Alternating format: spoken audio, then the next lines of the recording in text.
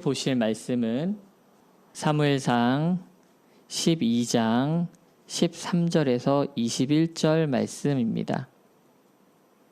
구약성경 사무엘상 12장 13절에서 21절 말씀 우리 한 목소리로 봉독하겠습니다. 시작. 이제 너희가 구한 왕, 너희가 택한 왕을 보라. 여호와께서 너희 위에 왕을 세우셨느니라. 너희가 만일 여호와를 경외하여 그를 섬기며 그의 목소리를 듣고 여호와의 명령을 거역하지 아니하며 또 너희와 너희를 다스리는 왕이 너희의 하나님 여호와를 따르면 좋겠지만은 너희가 만일 여호와의 목소리를 듣지 아니하고 여호와의 명령을 거역하면 여호와의 손이 너희의 조상들을 치신 것 같이 너희를 치실 것이라. 너희는 이제 가만히 서서 여호와께서 너희 목전에서 행하시는 이 큰 일을 보라. 오늘은 밀 베는 때가 아니냐. 내가 여호와께 아뢰리니 여호와께서 우레와 비를 보내사 너희가 왕을 구한 일 곧 여호와의 목전에서 범한 죄악이 큼을 너희에게 밝히 알게 하시리라. 이에 사무엘이 여호와께 아뢰매 여호와께서 그날에 우레와 비를 보내시니 모든 백성이 여호와와 사무엘을 크게 두려워하니라. 모든 백성이 사무엘에게 이르되 당신의 종들을 위하여 당신 하나님 여호와께 기도하여 우리가 죽지 않게 하소서. 우리가 우리의 모든 죄에 왕을 구하는 악을 더하였나이다. 사무엘이 백성에게 이르되 두려워하지 말라. 너희가 과연 이 모든 악을 행하였으나 여호와를 따르는 데서 돌아서지 말고 오직 너희의 마음을 다하여 여호와를 섬기라. 돌아서서 유익하게도 못하며 구원하지도 못하는 헛된 것을 따르지 말라. 그들은 헛되니라. 아멘.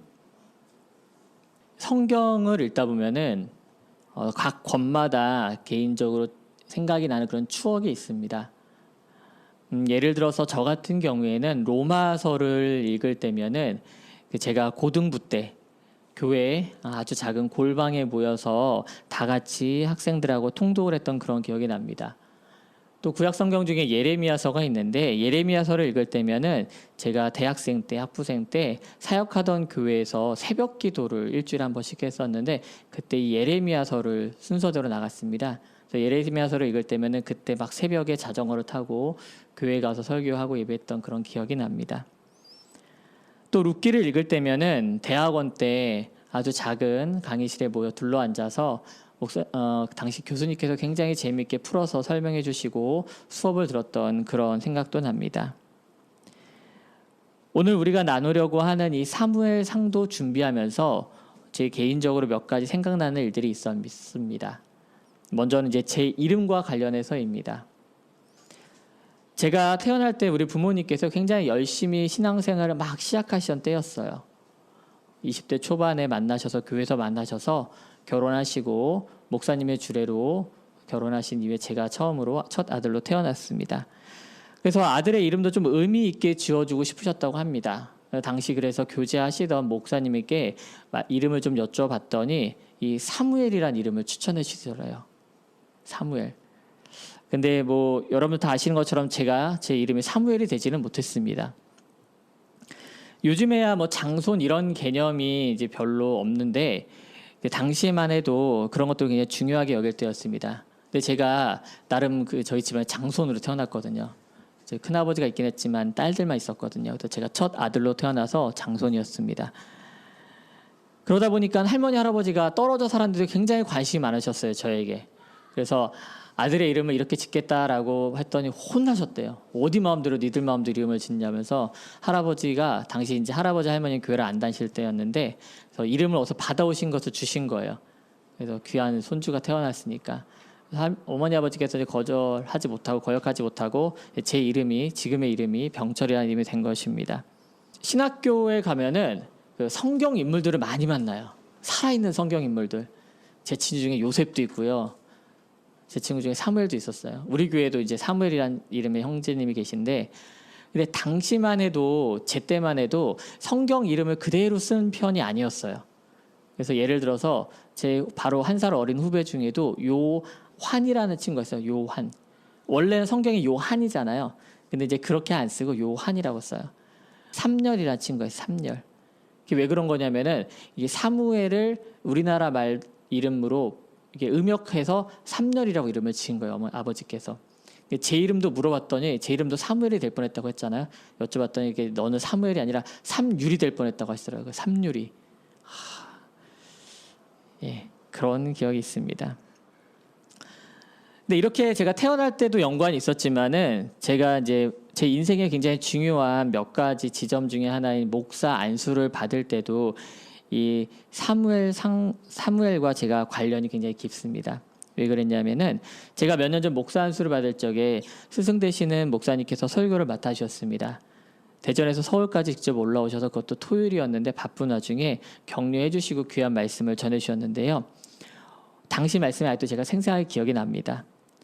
바로 우리가 읽은 본문 말씀 바로 뒤에부터 시작하는 사무엘상 12장 22절에서 24절을 본문으로 말씀을 전해 주셨습니다. 이 12장은요, 사무엘이 유언을 남기는 그런 성경장이거든요. 그래서 사무엘이 이스라엘 백성 앞에서 마지막으로 남기는 말을 하는 것이 바로 이 말씀입니다. 그래서 이 세 가지로 분류하면서 마지막에 명확하게 자신이 해야 할 말을 마무리합니다. 세 분류가 무엇이냐면 첫 번째, 여호와께서는 자기 백성을 버리지 않을 것이라고 말합니다. 그리고 두 번째, 자신은 백성들을 위해서 기도하고 의로운 길을 가르칠 것이라고 맹세합니다. 그리고 세 번째, 너희 백성들의 할 일은 바로 마음을 다하고 진실을 다해서 하나님을 섬기는 것이라고 권면을 하고 말씀을 마무리합니다. 이 말씀을 이제 제 목사 안수시 때 목사님께서 해주신 거예요. 그래서 하나님의 일은 하나님이, 목회자의 일은 목회자가, 바로 성도의 일은 성도가 하는 것, 그것이 가장 아름다운 것이라고 말씀해 주시면서 저에게 바로 목회자 일을 잘 감당하라고 격려해 주셨습니다. 근데 제가 사무엘서를 다시 한번 말씀을 준비하면서 읽어보았는데, 나는 정말 사무엘이 고백한 것처럼 나는 정말 우리 양들을 위해서 기도하는 사람인가, 또한 가르치는 일에 충실한 사람인가 좀 생각을 해보게 되었습니다. 어떻게 여러분은 그러면 성도로서 여호와만을 섬기는 경외하는 일에 열심을 다하고 계신가요? 예, 아멘. 우리의 왕이신 하나님은 오늘도 성실하심으로 우리를 위해서 일하고 계심을 믿습니다. 오늘 성경별 설교 17번째 순서인 사무엘상 말씀의 제목은 누가 우리의 왕인가입니다. 사람들은 사람들의 왕을 찾고 요구합니다. 오늘 본문 말씀이 그러한 것을 우리에게 보여줍니다. 이 말씀을 돌아보면서 진정한 우리의 왕이신 하나님을 찾는 저와 여러분이 되길 소망합니다. 그래서 다른 것으로 주인 삼고 왕 삼지 않고 오직 주님만을 내 삶의 왕으로, 우리 교회의 왕으로 삼기를 간절히 소망합니다. 오늘 본문 성경의 제목을 가지고 있는 이 사무엘이라고 하는 사람은 산전수전을 다 겪은 그런 사람이었습니다.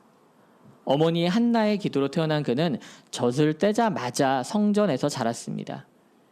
엘리 제사장과 그의 불량한 아들들 사이에서 자랐고, 또한 그 와중에도 하나님의 음성을 개인적으로 들은 선택받은 사람이었습니다. 자신의 손으로 왕을 2명이나 세우고 1명은 폐하였습니다. 섬기던 엘리 제사장은 전쟁 중에 아들들이 죽고 언약궤마저 빼앗겼다는 소식을 듣고 그 자리에서 죽고 맙니다. 뒤를 이어서 제사장이 된 사무엘은 수많은 전투와 전쟁에 참여하였고 길 잃은 양떼 같은 이스라엘 백성들을 다스려야 했습니다. 그리고 7장에 가서야 겨우 이 모든 일들을 수습하고 백성들을 한 곳에 모읍니다. 바로 미스바라고 하는 곳입니다.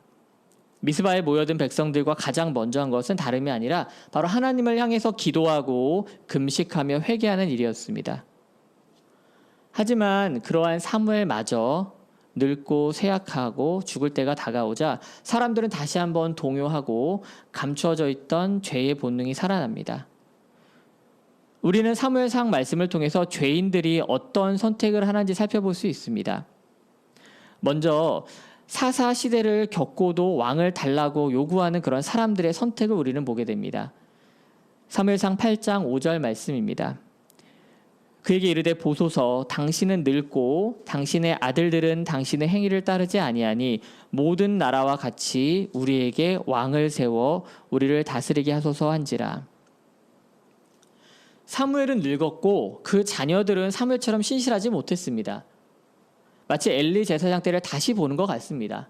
사람들도 당연히 엘리 제사장 때와 사무엘 때를 보면서 기억을 했을 것입니다. 그러니 그 사람들이 얼마나 불안했을까요?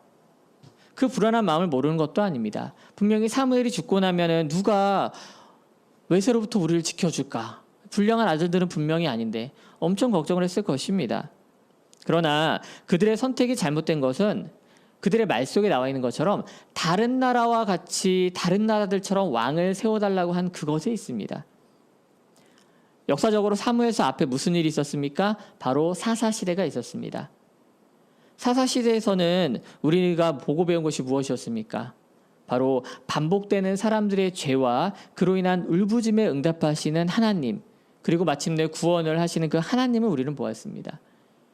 이 수백 년간 쳇바퀴 돌듯이 반복되는 이 어려움을 여러 번 겪었음에도 사람들은 오늘 또 사무엘 앞에서 같은 선택을 합니다. 사사시대 때 어땠습니까? 그렇게 사사를 세웠을 때 사람들이 천대만대 평안했습니까? 아닙니다. 사사가 다스리는 그 동안에는 평안했지만은 결국 사람들이 스스로 죄 지은 것으로 인해서 그 평안한 시대는 매번 막을 내리게 됩니다.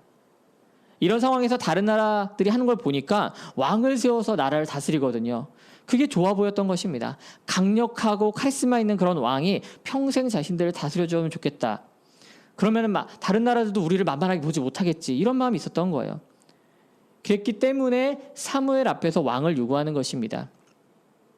하나님이 살아계시고 사무엘이 살아있는데 그 앞에서 사람의 왕을 요구하고 그러한 선택을 한 것이 바로 죄인들의 잘못된 첫 번째 선택이었습니다. 이 집단과 무리에서 우리가 잘못된 선택을 보았다면 두 번째 우리가 잘못된 선택을 볼 수 있는 것은 바로 사람들이 그렇게 원해서 세웠던 왕, 그 첫 번째 왕 사울에게서 우리는 잘못을 볼 수 있습니다. 사울이 처음부터 잘못된 선택을 한 것만은 아닙니다. 기름 부음을 받고 하나님의 영이 그와 함께 할 때는 막 동물의 뼈로 막 수많은 사람들도 물리치고 예언자들 사이에서 예언하는 그런 모습도 보여줍니다. 외세가 침략했을 적에 물리치는 왕의 모습도 분명히 보여줍니다. 그러나 그 속에 있던 하나님의 영이 떠나자 그는 결국 죄인의 표본의 모습을 보여주고 맙니다. 그런데 왜 그 속에 있던 하나님의 영이 떠났습니까? 바로 그가 사람은 의식하면서도 하나님을 경외하는 태도를 보이지 않았기 때문입니다. 사무엘상 13장에 보게 되면은 블레셋 사람들과 전투가 벌어집니다. 모든 전쟁에서 하나님의 사람인 사무엘이 함께 해왔습니다. 그가 백성을 위해서 하나님께 제사를 드리고서야 전투를 시작했기 때문이죠. 그런데 그날따라 사무엘이 약속 날짜가 지나도 오지 않는 겁니다. 그러면 조금만 더 기다리면 되는데 막 블레셋 사람들이 그 수많은 군대들을 이끌고 오니까 백성들이 막 떨고 있는 거예요. 그 앞에서 막. 그 모습을 보고는 왕이 된 사울은 어떻게 합니까? 자신이 직접 그냥 제사를 드립니다. 원래 자신의 역할이 아니거든요. 분명히 그것은 하나님께서 사무엘에게 위탁하신 것이거든요. 그런데 왜 그렇게 합니까? 당장이라도 블레셋이 쳐들어올 것 같고 백성들이 막 두려움에 떨면서 뿔뿔이 흩어지는 걸 보니까 더 이상 기다릴 수가 없는 거예요. 그러니까 결국은 그 동요를 가라앉히려고 자신이 해야 할 일이 아닌 그 제사를 본인이 드리게 되는 것입니다. 제사는 분명히 하나님이 정하신 법도에 따라서 제사장의 손을 통해 드려졌는데 그것을 다 무시하고 하나님께 묻지도 않고 자신의 필요에 따라서 그냥 드린 겁니다. 결국 이 사건을 통해서 하나님의 영이 떠나게 됩니다. 또 한 번 결정적인 사건은 아말렉이라고 하는 민족을 사울 왕이 친 이후에 일어납니다. 15장을 보게 되면 아말렉과의 전투에서 승리를 하게 됩니다. 그런데 이 전투를 시작하기 전에 하나님께서 분명히 하신 말씀이 한 가지 있는데 그 어떤 것도 물건을 남기지 말고 다 진멸하라고 말씀하십니다. 가져가지 말라고 태우고 하라고 말씀하십니다. 그런데 사울은 전쟁에서 이기고 나니까 뭐가 남아요? 전리품이 남잖아요. 근데 얼마나 좋았던지 거기 아주 튼실한 양과 아주 좋아 보이는 소들이 있었던 거예요. 근데 그거 그냥 주기 너무 아깝던 거예요. 그러니까 어떻게 해요? 그 가장 좋은 양과 소를 남겨둡니다. 그런데 나중에 이것을 사무엘이 알게 돼요. 그래서 사무엘이 얘기합니다. 왜 왕이요 그렇게 하셨습니까? 라고 하니까 사울이 뭐라고 핑계를 대요? 하나님께 좋은 것으로 예배드리려고 제사 드리려고 남겨두었습니다 라고 핑계하여 말을 듭니다. 그런 말 앞에 사무엘은 이렇게 대꾸를 합니다. 사무엘상 15장 17절에서 19절 말씀입니다. 사무엘이 이르되 왕이 스스로 작게 여길 그때에 이스라엘 지파의 머리가 되지 아니하셨나이까. 여호와께서 왕에게 기름을 부어 이스라엘 왕을 삼으시고 또 여호와께서 왕을 길로 보내시며 이르시기를 가서 죄인 아말렉 사람을 진멸하되 다 없어지기까지 칠하셨거늘 어찌하여 왕이 여호와의 목소리를 청종하지 아니하고 탈취하기에만 급하여 여호와께서 악하게 여기신 일을 행하셨나이까. 사울이 왕으로 선택받을 때는요, 사실 덩치가 굉장히 컸어요. 그래서 다른 사람들보다 머리가 하나 더 컸다고 합니다. 하지만 그는 사람들 앞에 나서기를 두려워하는 그런 약간 소심한 성격의 사람이었습니다. 그런데 그가 왕으로 군림하자 마치 자기 머리 위에는 아무도 없는 사람처럼 행동하기 시작합니다. 앞서 어떻게 했습니까? 제사장을 무시했어요. 어떻게 했습니까? 하나님의 말씀을 이번엔 무시했습니다. 결국 그의 잘못된 선택들은 자신을 스스로 죄의 올무에 걸리게 하고 하나님 앞에서는 실패한 사람이 되게끔 합니다. 결국 사무엘은 하나님의 명령을 따라 다음 왕인 다윗을 찾아가서 머리에 기름을 붓고 사울은 내리막길을 걷게 됩니다. 명목상 왕이었지만 이미 하나님 앞에서는 왕으로서는 폐위가 된 그런 상태였습니다. 그 이후에 어떤 일이 벌어집니까? 이스라엘을 모욕하고 위협하는 골리앗을 사울은 이겨내지 못합니다. 도리어 어린 소년인 하나님께서 왕으로 삼으신 그 다윗이 그 골리앗을 물리치는 것을 우리는 알고 있습니다. 그리고 나서 사울은 어떻게 합니까? 사울이 하는 것이라고는 자신에게 위협이 될지 모르는 이 작은 어린 소년, 성장하고 있는 이 다윗을 잡아 죽이려고 혈안이 돼서 돌아다니는 것뿐입니다. 얼마나 안타까운지 모릅니다. 제가 사무엘상을 읽으면서 그렇게 나락으로 떨어지고 완전히 폐인처럼 살아가는 그 사울을 볼 때마다 너무 안타까운 마음이 들었습니다. 자기 백성을 구하라고 분명히 하나님께서 손에 쥐어진 칼이 있었는데 아무렇게나 휘두르면서 엄한 사람을 죽이고 결국은 그 칼 위에 스스로 넘어져서 죽는 모습을 우리는 봅니다. 참 인간적으로는 연민이 느껴집니다. 하지만 그 모든 것은 결국 그 사울의 선택의 결과였습니다. 사무엘상을 통해서 우리는 잘못된 선택이 어떤 결과를 가져오는지 여실히 볼 수 있습니다. 죄인들이 선택하는 것은 결국 죄악입니다. 그 죄악은 결국 사망이라는 결과를 가져올 뿐입니다.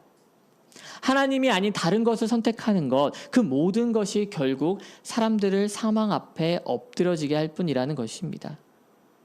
사랑하는 성도 여러분, 우리가 왜 이 아침에 모여서 수천 년 전에 있었던 사무엘상을 묵상합니까? 바로 우리 가운데도 그들처럼 실수하고 실패하는 것이 있기 때문입니다. 내 판단으로는 이 선택이 옳은 것 같은데, 세상의 이치를 생각하면 이 길로 가는 게 맞는 것 같은데 라고 선택하는데, 생각을 하고 따라가는데 그것을 선택했을 적에 결국 실패라는 것입니다. 그 실패는 결국 나에게 해가 됩니다. 왜 그렇습니까? 하나님이 원하는 선택이 아니었기 때문입니다. 사무엘은 자기 판단대로 행동하고 선택한 사울을 향해서 또한 이렇게 말합니다. 사무엘상 15장 22절 말씀입니다. 사무엘이 이르되 여호와께서 번제와 다른 제사를 그의 목소리를 청종하는 것을 좋아하신 같이 좋아하시겠나이까? 순종이 제사보다 낫고 듣는 것이 순양의 기름보다 나으니.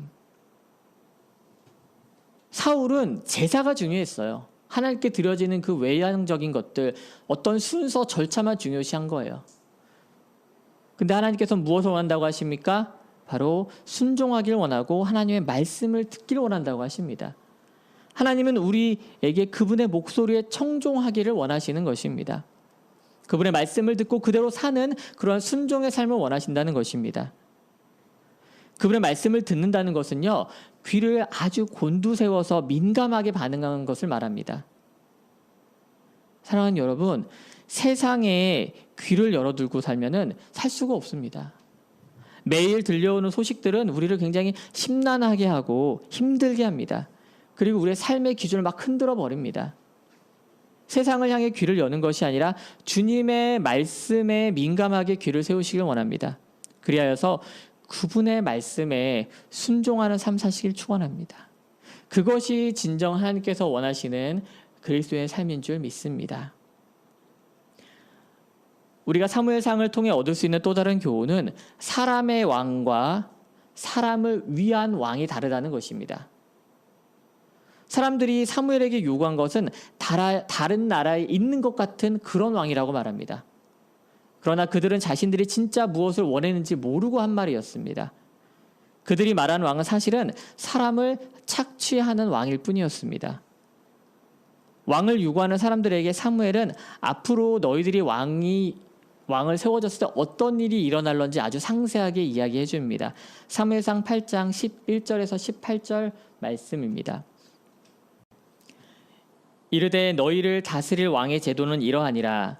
그가 너희 아들들을 데려다가 그의 병거와 말을 어거하게 하리니 그들이 그 병거 앞에서 달릴 것이며 그가 또 너희의 아들들을 1000부장과 50부장을 삼을 것이며 자기 밭을 갈게 하고 자기 추수를 하게 할 것이며 자기 무기와 병거의 장비도 만들게 할 것이며 그가 또 너희 딸들을 데려다가 향료 만드는 자와 요리하는 자와 떡 굽는 자로 삼을 것이며 그가 또 너희의 밭과 포도원과 감난원에서 제일 좋은 것을 가져다가 자기의 신하들에게 줄 것이며 그가 또 너희의 곡식과 포도원 소산의 11조를 거두어 자기의 관리와 신하들에게 줄 것이며 그가 또 너희의 노비와 가장 아름다운 소년과 나귀들을 끌어다가 자기 일을 시킬 것이며 너희의 양떼의 10분의 1을 거두어 가리니 너희가 그의 종이 될 것이라.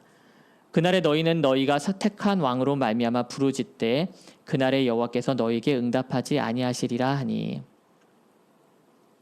이 모든 게 왕이 세워졌을 때 벌어지는 일이라고 분명히 경고를 합니다. 왕이 세워지면 너희들 사람들의 아들과 딸 그리고 자신들의 밭과 포도원 종과 양떼까지 모든 것이 손에서 사라집니다. 당시 왕은 절대 권력의 상징이었습니다. 마음대로 모든 것을 좌지우지할 수 있는 그런 권세가 있었습니다. 그동안 이스라엘은 왕이 없었습니다. 그 왕이 없었던 것은 바로 이 왕의 제도로 말미암아 사람들이 궁핍해지고 삶의 고통이 더해지는 것을 하나님께서는 아셨기 때문입니다. 그런데도 사람들은 스스로 이 불구덩이 같은 고통으로 들어가겠다고 말합니다. 사무엘이 이 말이 끝나자마자 사람들의 반응은 이렇습니다. 우리도 다른 나라와 같이 되어서 우리 왕이 우리를 다스려야겠습니다.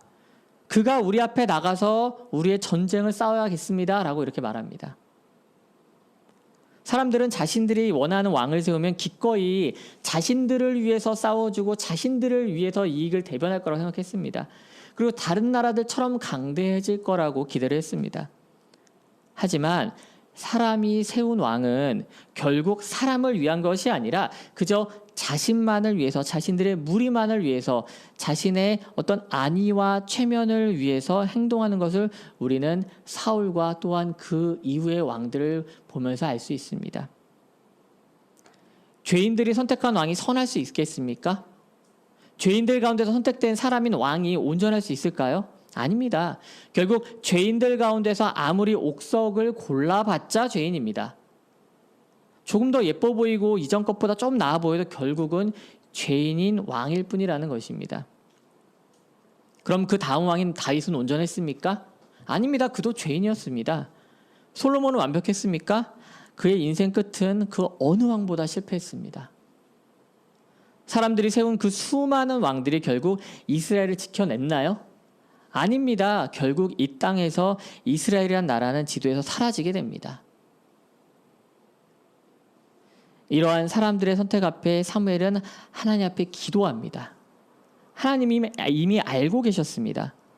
사람들이 왕을 요구하는 것은 자신을 버려서 자기들의 왕이 되지 못하게 하는 행동이라는 것을 하나님께서는 이미 알고 계셨습니다.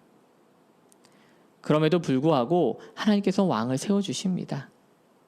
그리고 하나님은 하나님의 일을 해 나가십니다.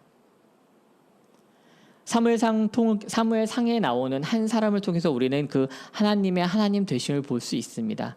바로 한나라고 하는 한 여인입니다. 사실 이 사무엘상 말씀은 한나라고 하는 한 여인을 통해서 시작을 합니다. 한나는 오랫동안 아이가 없었습니다. 그로 인해서 굉장히 괴로워했다고 성경은 말합니다. 남편도 사랑을 다른 처보다 더 많이 주었지만은 한나가 겪고 있는 그 고통을 덜어낼 수는 없었습니다. 한나의 간절한 기도 앞에서 하나님은 그녀를 보살펴 주십니다. 사무엘상 1장 19절 말씀입니다. 그들이 아침에 일찍 일어나 여호와 앞에 경배하고 돌아가 라마의 자기 집에 이르니라. 엘가나가 그의 아내 한나와 동침하매 여호와께서 그를 생각하신지라. 무슨 일이 있었습니까? 너무나도 괴로운 상황 마음을 가지고 하나님 앞에 기도하러 나갔습니다. 한나가 하나님의 성전 앞에 기도하러 나갔을 적에 얼마나 기도에 심취해 있었고 얼마나 힘들었는지 옆에서 보던 엘리 제사장이 마치 술 취한 것 같아 보였다고 합니다. 그래서 낮부터 무슨 술이냐, 돌아가라 네 집에 라고 그렇게 말합니다. 엘리 제사장이. 하지만 한나가 자신의 속마음을 얘기합니다. 이런 고통을 가지고 있습니다. 그래서 내가 하나님 앞에 고통 가운데 기도할 수밖에 없었습니다 라고 말합니다. 그러자 그들이 하나님 앞에서 엘리가 하나님께서 너의 기도를 들어주실 것이라고 말하자 돌아가서 이렇게 평안함을 취합니다. 근데 여기서 뭐라고 말합니까? 마지막에 여호와께서 그를 생각하신지라 라고 말합니다. 여기서 생각했다는 말은 정확하게 기억했다는 뜻입니다. 원어로는 이게 자카르라고 하는 단어를 사용하는데요. 자카르라는 뜻은 어떤 뜻을 가지고 있냐면 어떤 일을 마음속에 항상 담아두는 것, 그리고 기억하는 것을 말합니다. 하나님께서는 고통 중에 있는 한나를 잊지 않고 마음속에 담아두면서 기억하고 계셨습니다. 이 단어가 다른 우리 성경에서도 쓰인 것을 볼 수 있는데 대표적으로 바로 노아와 함께 방주에 있던 그 장면에서 쓰입니다. 창세기 8장 1절 말씀입니다.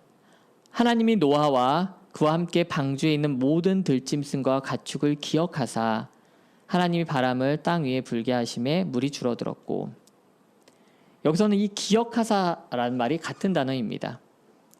세상이 전부 물에 잠기는 상황 가운데 그 아주 작은 방주 안에서 생명을 겨우 부지하고 있는 그 노아와 함께 있는 그 모든 것들을 하나님께서는 지켜보고 기억하고 계셨다는 겁니다. 또한 멸망해 가는 소돔과 고모라에 있었던 롯을 하나님은 기억하고 계셨습니다. 사람들은 잊었지만 감옥에 갇혀있던 요셉을 하나님은 기억하고 계셨습니다. 이집트에서 종살이하며 신음하는 하나님의 백성을 하나님은 기억하고 계셨습니다. 하나님은 자기의 백성을 잊지 않고 이처럼 항상 마음에 담아두고 지켜보시며 기억하고 계신 줄 믿습니다. 하나님은 한나 이 한 사람을 통해서 또한 자기 백성을 어떻게 대하시는 분이신지를 나타내 보여줍니다. 사무엘상 2장 21절 말씀입니다. 여호와께서 한나를 돌보시사 그로 하여금 임신하여 세 아들과 두 딸을 낳게 하셨고 아이 사무엘은 여호와 앞에서 자라니라. 여기서 돌보셨다는 말은 또한 원어로 파카드라는 단어를 사용합니다. 파카드는 방문하다라는 뜻을 사실은 가지고 있습니다. 근데 이 단어는 구약에 흐르는 그 하나님의 성품과 하나님의 그 무한한 사랑을 보여주시는 핵심적인 단어로 꼽힙니다. 하나님은 분명히 자기 백성들을 방문하십니다. 그냥 하늘에서 지켜보시는 것이 아니라 삶의 현장에 내려와 그들과 함께 하십니다. 이스라엘 백성들이 하나님을 버리고 사람의 왕을 세우려 할 때도 하나님은 그 전에나 그 후에나 자기 백성들을 기억하고 방문하십니다. 이스라엘 백성들이 왕을 세우기 전이나 그 후나 하나님은 이 약한 여인 한 명 한나를 통해서 자신이 어떠한 분인가를 분명히 밝혀 보여주시고 계신 겁니다. 주님은 오늘도 끊임없이 우리의 삶의 문 앞에 서서 문을 두드리십니다. 그렇게 방문하고 계십니다. 우리가 지금 어디서 어떤 모습으로 있든지 상관없습니다. 우리가 어디에 있든지 하나님께서는 우리를 직접 기억하시고 방문해 주시는 분인 줄 믿으시기 바랍니다. 하지만 세상은 반대입니다. 세상은 우리의 왕이 되어서 우리를 힘들게 하고 착취할 뿐입니다. 우리를 위해 자기를 포기하고 헌신하는 것이 아니라 우리 위해 군림하고 종을 삼을 뿐입니다. 그 결과가 무엇입니까? 죄인의 삶에서 벗어날 수 없게 되는 것뿐입니다. 일찍이 모세와 여호수아는 이스라엘 백성들 앞에서 누구를 섬길 것인지 선택하라고 말했습니다. 사무엘상 말씀을 통해 이 말씀이 다시 한번 우리에게 이 시간 현실이 됩니다. 이번에는 뭐라고 묻습니까? 누가 우리의 왕입니까? 누가 저와 여러분의 왕이 되어야 하겠습니까? 그것을 오늘 사무엘상 말씀은 우리에게 전하고 있는 것입니다. 여러분의 왕은 누군가요? 여러분을 다스리는 것은 무엇입니까? 물질입니까? 명예입니까? 아니면 권력입니까? 어떤 세상 정욕입니까?